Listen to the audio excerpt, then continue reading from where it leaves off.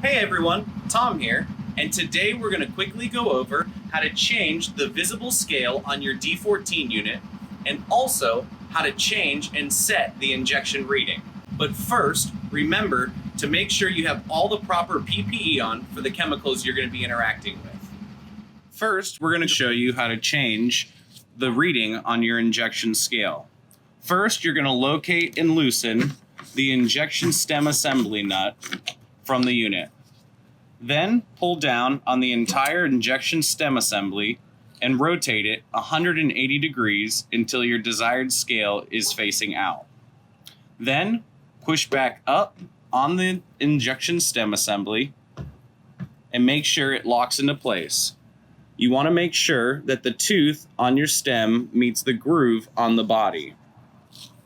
You can then reinstall your injection stem assembly nut and tighten it hand tight.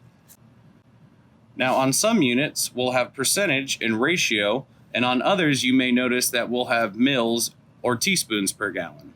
To change the reading on your scale, go ahead and locate the locking nut at the lower end of your stem assembly and turn it 90 degrees towards the unlock. Then grab your adjustment sleeve and turn that until you reach your desired rate. You want to make sure that the teeth on your indicator are pointing at the rate or the percentage that you're looking for. Once the correct rate or percentage is achieved or reached, turn your locking nut to set that in place 90 degrees back and tighten it hand tight. Now, as always, if you have any questions at all, feel free to give us a call or shoot us a message online. And thanks for watching.